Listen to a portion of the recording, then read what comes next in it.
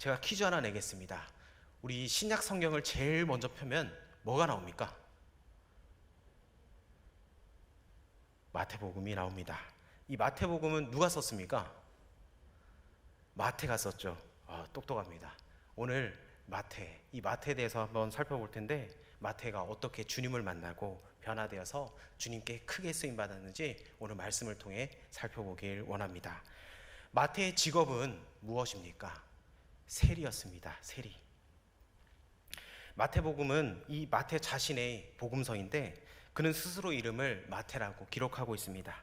이것은 굉장한 의미가 있는데, 다른 복음서인 마가복음과 누가복음에는 마태가 아닌 레위라고 기록을 하고 있습니다.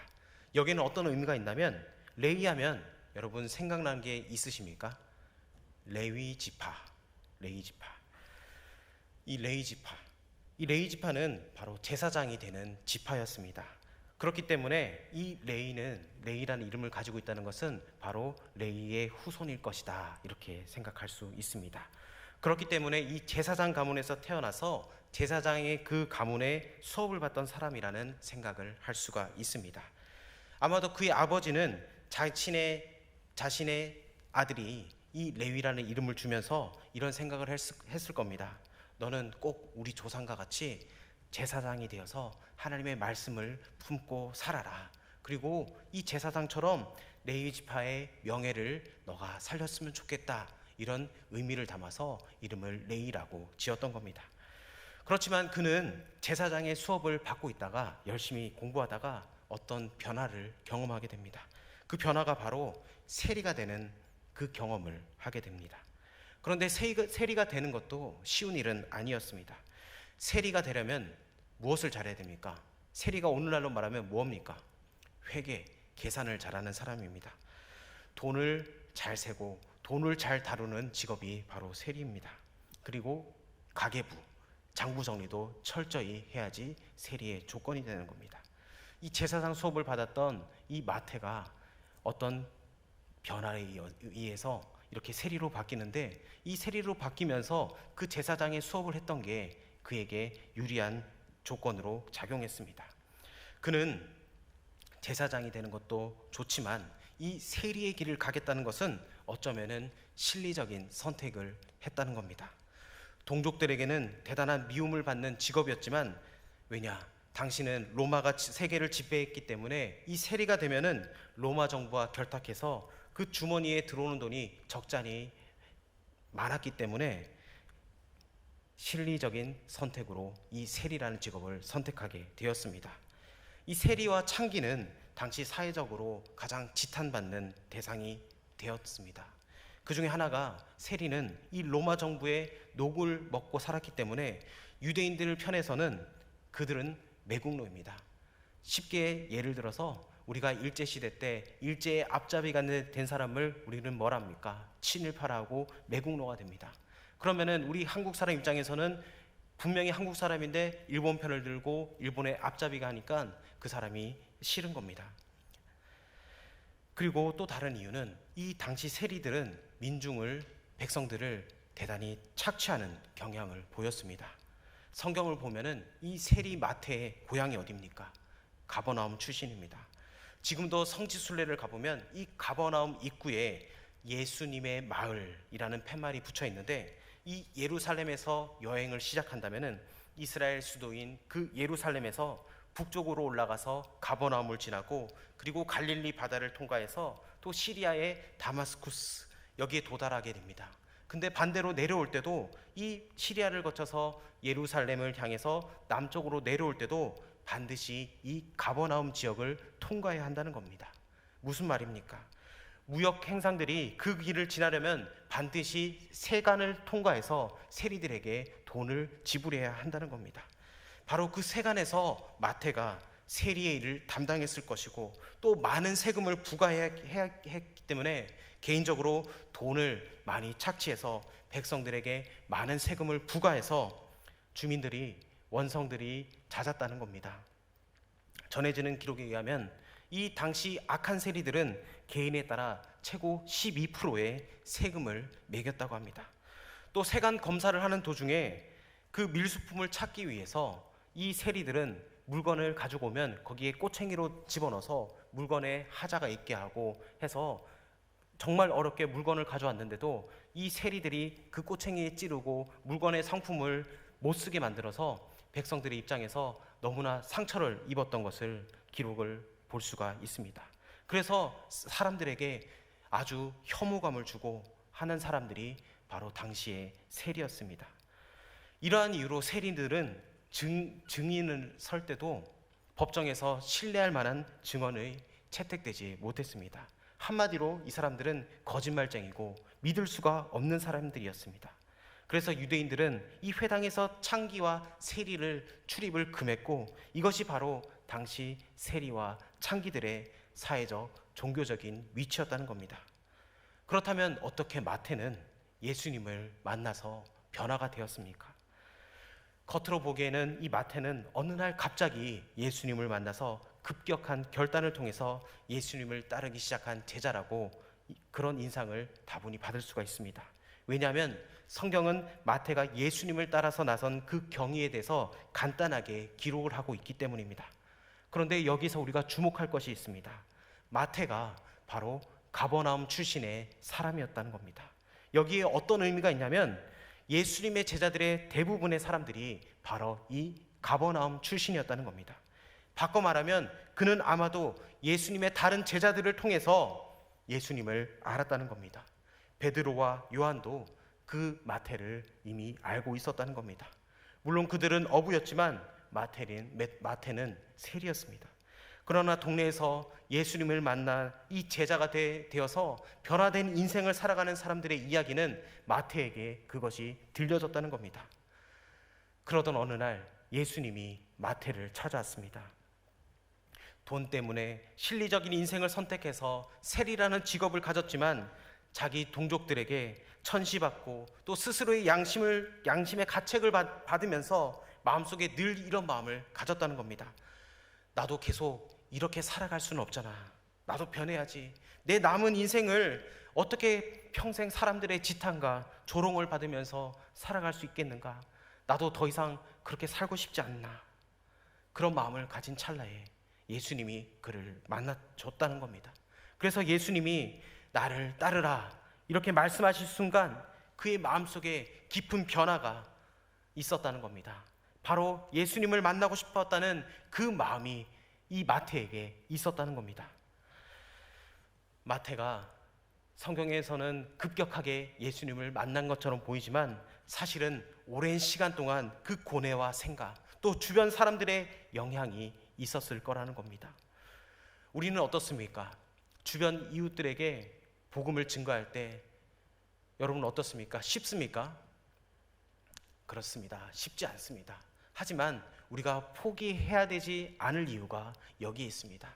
우리가 복음을 증거하면서 때로는 정말 씨알도 안 먹히는 사람들이 있고 또 어쩌면은 좀 먹히는 사람들이 있고 정말 순수하게 복음을 받아들이는 사람도 있습니다. 근데 순수하게 받아들이는 사람들은 극소수입니다. 하지만 우리가 씨알도 안 먹히는 사람들에게도 복음을 증거해야 될 이유가 바로 여기 있다는 겁니다. 사람들이 요즘 코로나 시대 때라고 해서 많은 사람들이 편할 것 같지만 어찌 보면 마음속으로 정말 가난한 사람들이 많습니다. 마음이 가난한 사람들이 너무나 많습니다. 만날 사람도 못 만나고 그리고 정말 경제가 어렵고 그렇게 하다 보니까 또 이제 코로나가 언제 또 엄습할지 모르는 그런 두려움에 갇힌 사람들이 너무나 많다는 겁니다. 그럴 때 우리가 그 사람들의 이웃이 되고 예수님, 내가 만난 예수님을 더욱더 증거하며 나갈 때 처음에는 씨알이 안 맥히더라도 그것이 계속 나의 삶의 모습을 통해서 아, 저 사람을 만나니까 정말 얼굴이 편해 보이고 환해 보인다. 그러면 아, 나도 저 사람처럼 한번 교회 가볼까? 정말 저 사람이 믿는 예수님 나도 한번 만나고 싶다. 그렇게 되는 역사가 일어나길 원합니다. 여러분, 이 어려운 시대 때 세상 사는 사람들이 여러분을 주목하고 있다는 것을 여러분 기억하십시오. 제가 누누이 얘기하지만 여러분은 여러분의 직장과 여러분의 학교, 여러분의 가정의 선교사입니다. 선교사가 뭡니까? 바로 복음을 증거하는 사람이지 않습니까? 나의 삶의 행실을 보고 많은 사람들이 예수님을 바라볼 수 있는 저와 여러분 되길 축복합니다. 이 마태가 정말 그 동료들을 봤을 때, 아, 저 사람은 정말 예수님을 믿고 삶이 변화된 것을 옆에서 봤습니다. 그래서 그런 열망이 예수님께 나왔을 때, 나를 따르라 했을 때 그 말씀에 순종할 수 있었다는 것을 여러분 기억하십시오. 여러분, 우리가 복음을 증거하는 것은 우리가 하나님 품으로 가는 그 순간까지 우리는 복음을 증거해야 될 줄 믿습니다. 임종을 앞둔 어떤 분이 이런 고백을 합니다. 만나는 사람마다 내가 만난 예수님을 믿으라고, 예수님을 믿으라고. 임종을 앞둔 그분이 주위에 만나는 사람마다 복음을 증거하는 모습, 여러분, 하나님이 기뻐하지 않겠습니까? 여러분, 우리는 건강한 몸을 가지고 있습니다. 우리가 만나는 사람마다, 그리고 주위에 나와 연관된 모든 사람들에게 복음을 증거할 수 있는 저와 여러분 되길 축복합니다. 그런데 제가 한 가지 놀라운 사실이 있습니다. 예수 안 믿는 사람들도 내가 당신을 위해 기도해 주겠다, 기도합니다, 이렇게 하면은 나를 위해 기도하지 마세요, 이런 사람이 한 명도 없다는 겁니다. 우리에게 누구나 다 문제가 있고 어려움이 있습니다. 그걸 놓고 같이 기도해 주겠다, 예수 믿지 않는 사람들도 본인을 위해 기도해 달라고 하면은 그것을 좋아합니다. 이걸 어디서 느끼느냐? 병원에 가면은 많이 느낍니다. 병원 신방을 가게 되면은 환우들이 누워 있지 않습니까? 우리가 신방을 가서, 지금은 코로나 시대라서 가지는 못하지만 그래도 갈 때는 우리가 아픈 부위에 놓고 손을 놓고 기도할 때 옆에 있는 분이 우리들 위해서 기도해 주십시오 하고, 그리고 그 병실에 있는 사람들 놓고 기도할 때 그 사람들도 나도 기도받고 싶다, 기도해 달라고 그렇게 요청하시는 분들이 있습니다. 여러분, 그 사람들을 놓고 절대로 그 영혼을 놓고 포기하지 말고 여러분 기도하십시오. 기도하면 하나님께서 그 일을 이루어 주실 줄 믿습니다. 이 마태가 예수님을 따르기로 결심한 그날, 마태는 아주 재미있는 일을 행합니다. 바로 그날 잔치를 열었습니다. 제자들이 열어줬던 그 잔치라기보다는 아마도 스스로 자기 자신을 위해서 잔치를 열었습니다. 그리고 이 잔치에 예수님을 초청합니다. 우리 마태복음 9장 10절부터 12절까지를 우리 같이 한번 읽어보도록 하겠습니다. 시작. 예수께서 마태의 집에서 앉아 음식을 잡수실 때에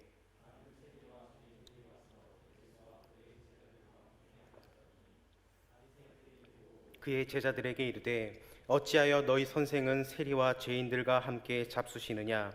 예수께서 들으시고 이르시되, 건강한 자에게는 의사가 쓸데없고 병든 자에게라야 쓸데있느니라. 아멘. 자기의 삶의 구세주와 그 주님으로 영접하고 그 주인으로 고백하게 된 이 예수님을 마태가 자기 집에 모십니다. 그리고 동료 세리들이 왔습니다. 세리들이 오니까 또 따라오는 계급이 있습니다. 성경은 그들을 죄인들이라고 기록하고 있습니다. 세리와 비슷한 취급을 받았던 사람들이 예수님에 대한 그 호기심을 가지고 나왔던 것으로 보입니다. 그 모습을 보고 바리새인들이 어떻게 질문합니까? 11절에 어찌하여 너희 선생은 세리와 죄인들과 함께 잡수시느냐? 이에 대한 예수님의 답변이 무엇입니까? 12절에 예수께서 들으시고 이르시되, 건강한 자에게는 의사가 쓸데없고 병든 자에게라야 쓸데있느니라. 아멘. 바로 이 유명한 말씀이 바로 마태의 집에서 열린 이 잔치에서 선포되었다는 것을 우리는 잊지 말아야 합니다. 이렇게 잔치가 열렸습니다. 그렇다면 이 잔치의 의미가 무엇입니까? 이 잔치는 바로 이 예수님의 제자가 되었다는 것을 모든 동네 사람들에게 알리면서 구체적으로 선포하는 의식이었습니다. 또 다른 의미로는 다른 세리들도 예수님을 만났으면 좋겠다는 마음으로 이 잔치에 초청을 했다는 겁니다. 여러분, 우리가 전도할 때도 그냥 예수만 믿으라 이렇게 하는 것보다 같이 식사의 자리에 함께 초대해서 예수 믿으세요 이렇게 하는 것이 더 좋습니다. 여러분, 우리가 뭐 하나 지어주면 더 좋아하는 것처럼 맛있는 집에 가서 또 그 사람을 위해서 VIP를 놓고 우리가 같이 또 식사하면서 이렇게 전도할 때 좀 더 효과적이라는 것입니다. 여러분, 주위에 전도할 대상자가 있다면은 매점에 가서 빵이라도 하나 사주면서, 그리고 음료수라도 좀 사주면서, 아유, 예수님 믿으십시오, 이렇게 하면은 좀 더 효과적으로 복음이 들어간다는 것을 여러분 기억하십시오. 지금 못하더라도 여러분 앞으로 장차 어르신이 될 때 많이 베풀어 줄 수 있는 하나님의 사람 되길 축복합니다. 그리고 이 잔치에 또 다른 의미가 있는데, 이 자리는 바로 회심에 자축하는 파티였을 뿐만 아니라 옛 생활을 작별하는 이별식이 되었다는 겁니다. 나는 이제 그 옛날과 같은 세리가 아니다, 나는 하나님의 백성이다, 이렇게 죄를 끊는 그 자리가 바로 이 잔치의 자리였다는 겁니다. 여러분, 우리가 그 새가족 수로를 하면은 우리가 보통은 이렇게 꽃다발도 주고 그리고 환대하는 문화가 있지 않습니까? 이게 너무나 좋은 문화인 것 같습니다. 왜냐? 새신자가 와서 수로를 하고 나면은 이제 그 사람이 이제 하나님의 백성이 되었음을 선포하고, 그리고 나는 이제 죄와 이별해서 하나님의 백성으로 살아가겠다는 그런 의미를 가지고 있기 때문에 이것은 너무 좋은 문화입니다. 앞으로 우리 청년부 공동체에서도 누군가 새로 이렇게 등록하게 하면은 우리가 좀 더 활기차고 그 사람들을 환대하는 그런 문화를 계속 이어가길 원합니다. 왜냐? 우리의 인생은 바로 천국 잔치이기 때문입니다. 여러분, 우리가 하나님의 전에 왔을 때 마음이 어떻습니까? 좋지 않습니까? 하나님의 집에 거할 때, 하나님의 자녀가 하나님의 집에 거할 때 여러분 너무나 마음이 평안한 겁니다. 여러분, 혹시 노래방이 더 편하다 그러면 잘못된 겁니다. 술집이 더 편하다, 잘못된 겁니다. 하나님의 자녀는 하나님의 집이 가장 편한 줄 믿습니다. 여러분, 어딘가 여행을 갔다 와서 집에서 있을 때 그런 말 하지 않습니까? 아유, 그래도 우리 집이 제일 좋다, 초가 삼간이라도 정말 우리 집이 제일 좋다, 그런 말 하지 않습니까? 여러분, 우리가 세상 속에 살면서 한 주 동안 정말 힘들었던 그 스트레스를 여러분 하나님의 전에 와서 쉼을 얻고 평안을 누리고 그 에너지를 받아서 말씀을 통해서 공급받고 그 말씀을 통해서 여러분 한 주 동안 승리하며 나아가는 저와 여러분 되길 축복합니다. 오늘 찬양을 들으면서 제 마음이 너무나 기뻤습니다. 제가 그동안 하고 싶었던 이 웨이메이커를 우리 박지용 형제님이 이제 앞으로 집사님 되겠죠. 이제 그 찬양을 해주셔서 너무 감격했습니다. 제가 한 1년 전부터 하고 싶었는데 이 웨이메이커, 이 곡을 길을 만드신 분, 길을 만들어 주셨습니다. 너무나 감사합니다. 여러분, 그 가사대로 하나님은 우리의 모든 길을 인도해 주시고 만들어 주시고, 혹시 막힌 거 있다면 우리 하나님이 뚫어 주실 줄 믿습니다. 여러분 인생의 그 어려움, 그 환난 하나님께서 깨끗하게 뚫어 주실 줄 믿습니다. 그래서 우리가 길을 만드신 그 하나님을 날마다 찬양하며 나아가길 원합니다. 마태가 가장 인생에서 큰 일이 무엇입니까? 예수님을 만난 거고, 그리고 이 마태복음을 기록했다는 겁니다. 이 마태는 하나님께서 그의 모든 것들을 인도해 주셨습니다. 그가 그동안 경험했던 그것을 하나님께서는 허투루 여기지 아니하시고 그것을 모든 것을 하나님이 재료로 사용해서 하나님의 귀한 하나님의 백성이 되었다는 겁니다. 마태는 하나님의 이 말씀을 기록했을 때 마음이 어땠을까요? 우리 마태복음 1장 1절에 이렇게 말씀합니다.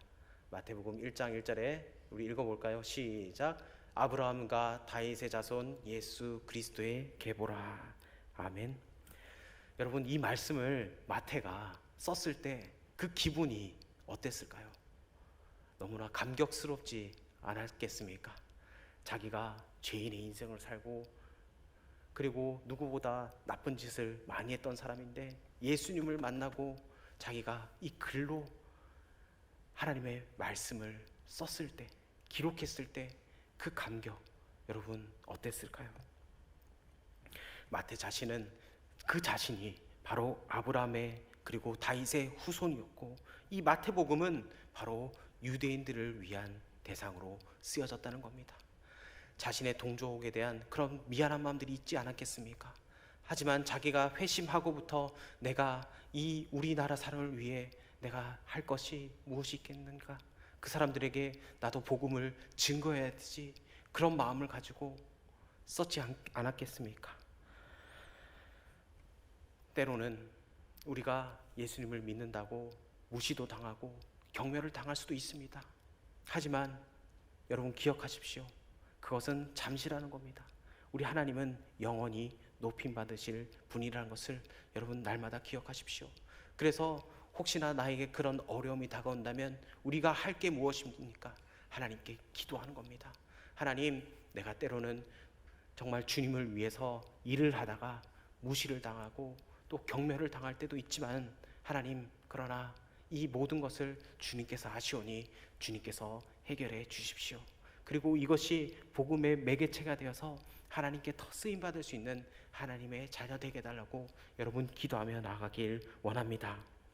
이 마태는 교회 전승에 따르면 주로 이스라엘 땅에서 머물면서 복음을 증거했습니다. 아마도 자기 동족 이스라엘 유대인들에게 전도하는 것이 자기의 사명으로 여겼습니다. 하지만 그의 인생의 말년에는 에티오피아까지 가서 복음을 증거했습니다. 그리고 이 에티오피아에서 돌아오는 길에 창에 맞아서 순교를 했습니다. 예수님이 이 마태를 만나서 처음으로 주셨던 메시지가 무엇입니까? Follow me, 나를 따르라. 그리고 마태의 반응을 성경은 어떻게 더 구체적으로 기록하느냐면 누가복음 5장 27절과 28절에 이렇게 증언합니다. 우리 다 같이 읽어봅시다. 시작. 그 후에 예수께서 나가서 레이라 하는 세리가 세간에 앉아 있는 것을 보시고 나를 따르라 하시니 그가 모든 것을 버리고 일어나 따르니라. 아멘. 마지막에 예수님을 모든 것을 버리고 따랐다고 말씀하고 있습니다. 여러분, 이것이 중요합니다. 지금까지 세리 마태가 많은 사람들의 경멸을 받으면서도 결코 놓을 수 없었던 것, 계속 집착하고 꿈꿨던 것, 낮에도 밤에도 꿈꿨던 것이 무엇입니까? 바로 돈을 위해서 살았다는 겁니다. 그런데 예수님을 만나고 그 돈을 포기했다는 겁니다. 우리에게 적용해 봅시다. 여러분, 예수님보다 더 귀한 게 뭐 있습니까? 내 자신의 인생의 삶에서 정말 예수님보다 더 우선순위로 뒀던 것들 무엇이 있습니까? 공부입니까? 사람입니까? 관계입니까? 더 잘나고 싶은 그런 마음들입니까? 여러분, 이 마태가 예수님을 만나고 모든 것을 버리고 예수님을 따랐다는 겁니다. 나를 위해 살지 말고 예수를 위해 살았다는 겁니다. 여러분, 우리의 가장 중요한 것 예수밖에 없습니다. 예수님을 더 따라할 수 있는 하나님의 귀한 백성 되길 원합니다. 하나님께서는 마태를 부르시고 마태는 그 말씀에 순종했습니다. 당장에는 손해보는 것 같지만 모든 것을 얻는 이 영광스러운 일에 쓰임을 받았습니다. 우리의 삶은 어떻습니까? 주님을 위해 모든 것을 드릴 준비가 되어 있으십니까? 내 안에 아직 주님을 위해 포기하지 못하고 버리지 못한 거 있다면 여러분, 우리 마음을 돌이킵시다. 하나님, 주님만이 내 인생의 모든 것이 되십니다. 그 모든 것 대신 그 주님을 따를 수 있는 하나님의 귀한 백성 되게 해달라고 여러분 기도하며 나아가길 원합니다.